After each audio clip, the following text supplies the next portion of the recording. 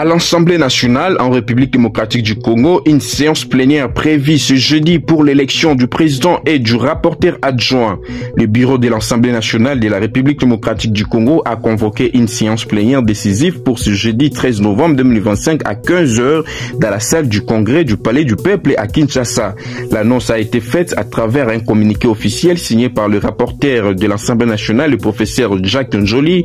Cette convocation intervient à un moment crucial de la vie parlementaire marqué par la poursuite du processus de renouvellement du bureau définitif de la Chambre basse du Parlement. Selon les communiqués, l'ordre du jour de cette séance comprend deux points essentiels, l'adoption de l'ordre du jour et l'élection suivie de l'installation du président ainsi que le rapporteur adjoint de l'Assemblée nationale. Le bureau provisoire dirigé par le doyen d'âge et assisté de plus jeunes députés avait engagé les travaux préparatoires relatifs à la mise en place de nouvelles instances dirigeante de la Chambre basse. L'élection du président de l'Assemblée nationale représente une étape déterminante dans le fonctionnement régulier du pouvoir législatif, conformément aux dispositions de la Constitution et du règlement intérieur de l'institution. Le professeur Jacques Njoli, signataire du communiqué, a invité l'ensemble des honorables députés nationaux à prendre part activement à cette plénière. Leur présence est impérative, a souligné afin d'assurer le quorum et garantir le bon déroulement des scrutins prévus. La séance se déroulera au Palais du Peuple, principal siège du Parlement congolais situé dans la commune de Lingwala à Kinshasa. Cette élection est attendue avec grand intérêt par la classe politique et l'opinion publique dans un contexte politique marqué par les recompositions internes au sein du regroupement parlementaire. Le choix du nouveau président de l'Assemblée nationale permettra non seulement de stabiliser l'appareil législatif, mais aussi de relancer plusieurs initiatives législatives en attente, notamment celles liées aux réformes électorales économiques. L'installation du rapporteur adjoint viendra également compléter l'équipe du bureau, renforçant ainsi la coordination des travaux parlementaires et la gestion administrative de l'institution. Ces postes stratégiques jouent un rôle clé dans la supervision de la documentation, la préparation des rapports et la diffusion des décisions de la Chambre. Pour rappel, le mandat du bureau de l'Assemblée nationale s'inscrit dans le cadre institutionnel de la législature en cours, ici des élections législatives nationales. Le processus de renouvellement de membres du bureau s'effectue selon un calendrier défini par le bureau provisoire et approuvé plénière. La séance de ce jeudi 13 novembre est donc déterminante pour la stabilité institutionnelle de l'Assemblée nationale et par extension pour la bonne marche des institutions du pays. Tous les regards sont désormais tournés vers le Palais du Peuple où se jouera une page importante de la vie parlementaire congolaise. En RDC, Bintou Keïta quitte la MONUSCO plutôt que prévu. L'ONU met en place une direction intérimaire. La mission des Nations Unies pour la stabilisation en République démocratique du Congo, MONUSCO en sigle, a annoncé le départ anticipé de sa chef, Madame Bintou Keïta, désormais prévu pour la fin du mois de novembre 2025. Ce départ, initialement programmé pour février 2026, intervient à la suite d'une décision personnelle de la diplomate guinéenne, selon un communiqué interne consulté par plusieurs médias internationaux. Dans cette note, la mission précise qu'aucune procédure disciplinaire ni enquête administrative ne vise Madame Keïta, soulignant ainsi le caractère strictement personnel de son départ. Les Nations Unies demeurent attachées à leurs principes de neutralité et d'indépendance dans la conduite de leurs opérations en République démocratique du Congo, indique le texte.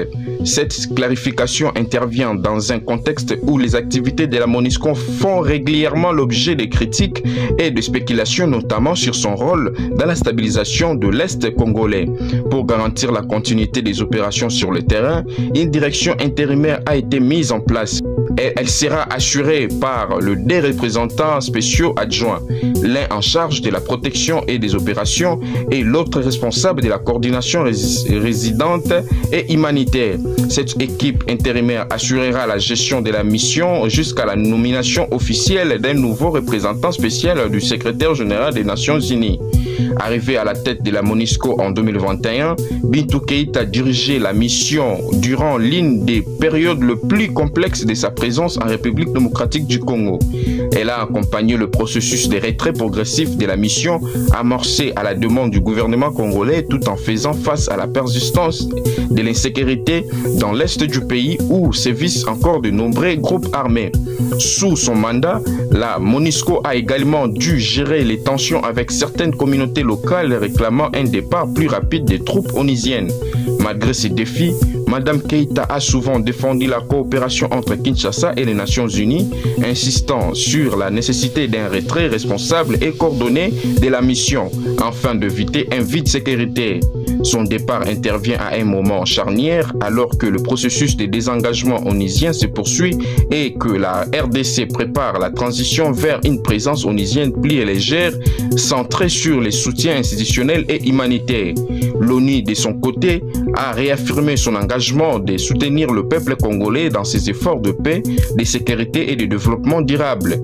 La désignation du successeur de Bintou Keïta attendue dans les semaines à venir sera déterminante pour la suite de cette transition délicate.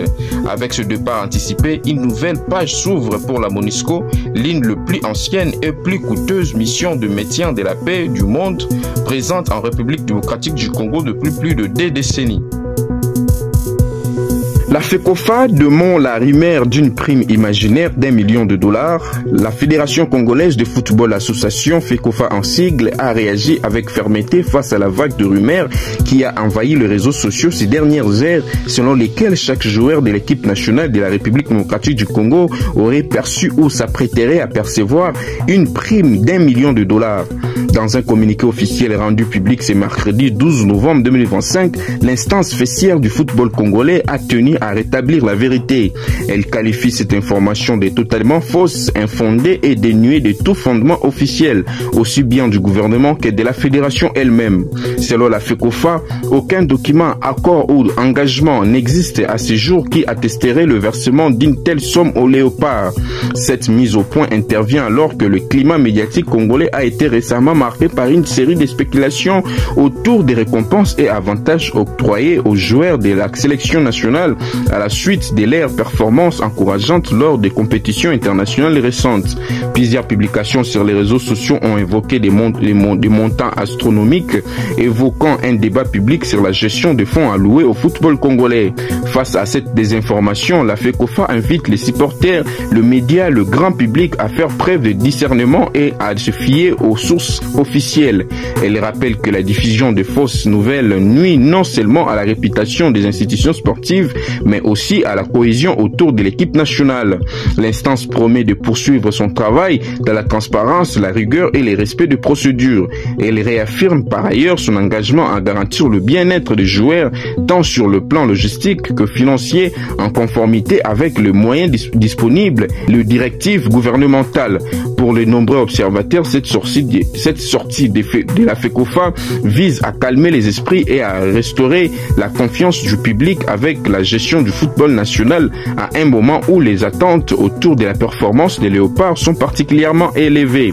En conclusion, la FECOFA exhorte les citoyens congolais à soutenir l'équipe nationale de manière responsable et à éviter toute manipulation de l'information susceptible d'attacher l'image du sport au roi en République démocratique du Congo. En football, la RDC en quête d'une victoire face au Cameroun 27 ans après. Les Léopards de la République démocratique du Congo s'apprêtent à livrer un match décisif face aux Lions indoptables du Cameroun ce jeudi 13 novembre 2025 au stade El Barid du Rabat au Maroc.